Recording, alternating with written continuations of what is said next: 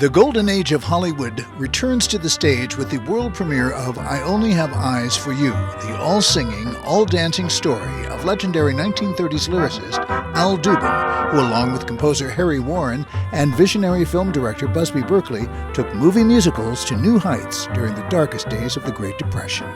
This lady needs no introduction, Broadway's Kay Cole, who is the director and choreographer of I Only Have Eyes for You, getting ready to open in Los Angeles. Kay, what are we going to see here today? You're going to see 42nd Street. It is the final number of the first act, and that's it. Let's take a look. Have at it. Okay. In the heart of little old New York, you'll find a thoroughfare. It's the part of little old New York that runs into Times Square. A crazy quilt that Wall Street Jack built. If you've got a little time to spare, I want to take you, want to take you, want to take you, want to take you, want to take you, want to take you, want to take you. Come and meet those dancing feet on the avenue. I'm taking you to 42nd Street. I have the pleasure to be standing here with Jared Gertner from Broadway's Book of Mormon, but there's a big turnaround why he's here in Los Angeles today, and that is for I Only Have Eyes for You, in which you are starring, sir. Welcome to Los Angeles. Thank you. I actually moved here about a year and a half ago. Did you? And I've been sort of bouncing back and forth between theater and television. It turns out you can do both out here. It's great. Yeah, you can. So what do you like about Los Angeles that is so appealing that made you... Well, I like the weather. Yeah. I like craft services and television. Oh, of course. Yeah. And I love that you can sort of live in a house and have some space and some breathing. Right. Yeah. And people still jog and walk their dogs, Right, and I mean, they have jobs. I don't jog, but I like to see the other people doing it. Listen, tell us about this wonderful project that you are embarking on. Yeah, it's an incredible new musical being created and produced out here in Los Angeles, which is always exciting.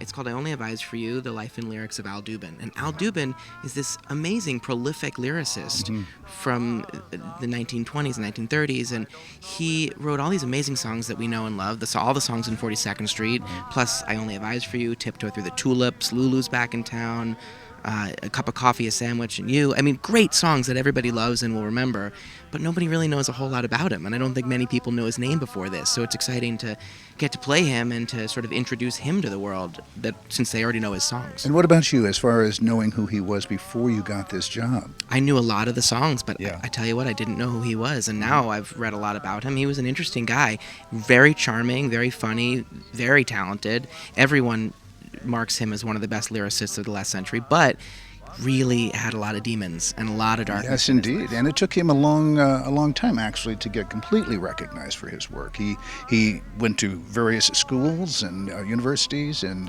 Dropped even out of a lot of schools, got kicked out of a lot of schools. Yeah, exactly. It's true. But you know, he had a song being sung on the vaudeville circuit in New York City when he was 14 years old. Yes. It's pretty amazing. Yes, indeed. That's tenacity, I guess, right? Indeed. Yeah, I don't know what I was doing at 14. Well, you have done in your young life one of the most amazing shows, of course, of all time on Broadway, Book of Mormon. What was that experience like for you? It was 3.5 years. I started as the standby in the original company on Broadway, but then I got to open the first national tour, which I did out here at the Pantages. Yes. And then I got to go open it in London and Wow. do it there for a couple of years. So it was one of those sort of game-changing, life-changing shows. I'll always be so grateful that I got to be a part of that. And I have a feeling from what I saw here today in rehearsal that this one is going to be soaring right over to New York. It's a really exciting show, and a part like this also, to be a guy like me, to be a character guy, but to really get to be the leading man of a show is so exciting. And he has a lot of highs and lows, a lot of dark times, so I'm having the best time working on it and figuring out his journey and putting it out there on the stage. I can't wait to get in the theater. Yeah, and I can't wait to see it, and so should you. So, Jared Gertner, thank you for spending some time with Broadway World TV. Thanks for coming. All right. Hear the beat of dancing feet. It's a song I love, the melody of 42nd Street. Little nifties from the 50s, innocent and sweet. Sexy ladies from the 80s who are indiscreet. Meet Nikki Bonney. Welcome to Broadway World TV, Nikki. Hi, It's happy to be here.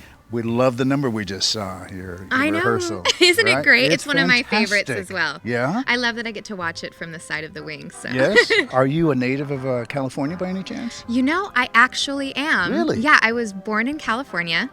I moved to Utah when I got a little bit older, and then I've spent the last 5 or 6 years in New York.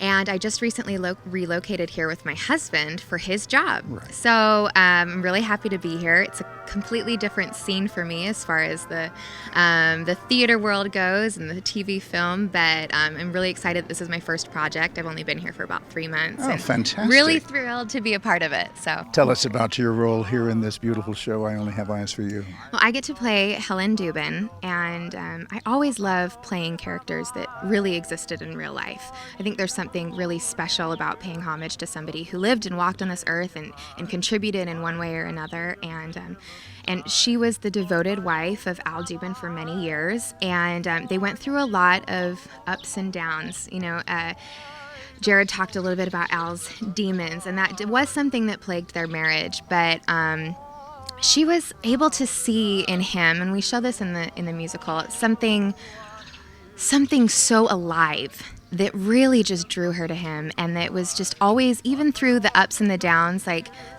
the positives were outweighed the negatives in her mind. And it's really I think very relatable to watch as she goes through this kind of struggle of how do I keep this marriage working and alive through some of the really hard times that Al struggles with. And I think a lot of women can relate to being in a kind of relationship where, you know, you have kind of the toxic, a little up and down. And I think this is a pretty amazing first job for her in Los Angeles. So I wish you the best of luck with this beautiful show. Thank you so much. Yes? I'm so happy to be here, and it's really a beautiful show with songs I think everyone will know and be able to tap their toes to. So I hope everyone will come out to it. Thanks for joining us today on Broadway World TV. Thank you so much. Pleasure. Happy to be here. Thank you.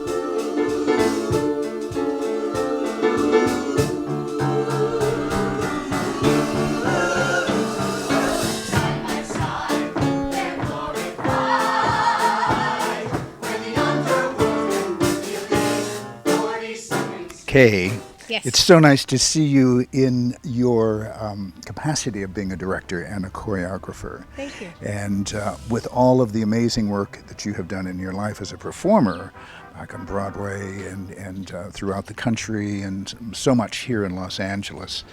What was it like when they asked you to come on board with this particular show, which is such an interesting historical look at the life and times of Al Dubin? Well, I've been on board from the very, very beginning, and it's been a long process, many, many years. So Corky and I have known each other for a very long time, and I've done every incarnation there is, and this one, amazing musical book by Arlene Sarnar and Jerry Leichling.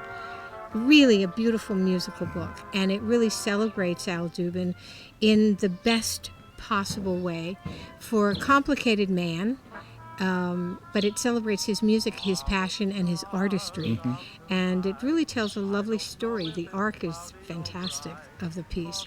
And, you know, I'm kind of person, when I get committed to something, and I was so long ago with Corky, I feel like she does.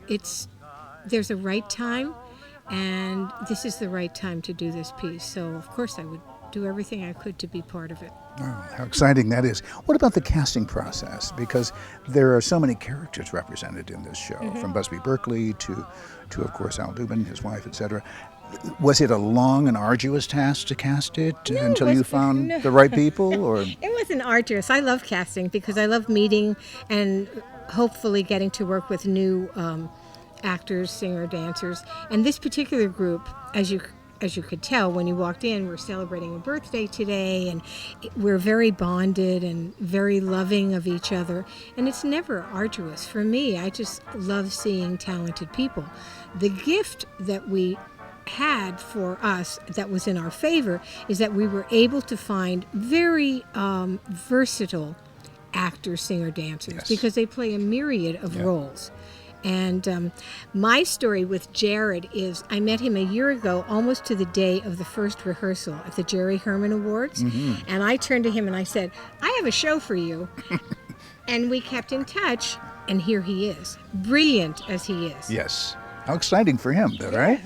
That is awesome. And he said in his interview with me, it's not often that he would get to play a leading man of this type, and so he's so happy to play Well, it. I like everything, kind of off the radar. Right. He is a leading man because he has a big heart and amazing talent, but a huge spirit. And that's what a leading man should be. Who were some of the people in the cast who you haven't worked with before? Oh my, that's a really long list. Robert Piranunzi, who's a friend of mine. I had not worked with Robert. I had not worked with Julian de Guzman, who's stunning. Most of the women I hadn't worked with almost. Renee hardly Marino? anybody. Oh, Renee's. She's Pretty like my amazing. sister. She's so lovely. cute. Lovely. Yes. So you having a good time? I'm having a wonderful time doing what I love more than anything in the world, directing and choreographing, and being with a new family. Yeah. I grew up in theater, and to create a new family with such a wonderful show is a great gift for me. Well, we love that you love what you do because we love what you do. Thank so you you, got to go see Michael. this lady's show. You promise me? Yeah? Please. Come and meet those dancing feet. On the avenue I'm taking you to. On the avenue I'm taking you to. 42nd Street. Hear the beat of dancing feet.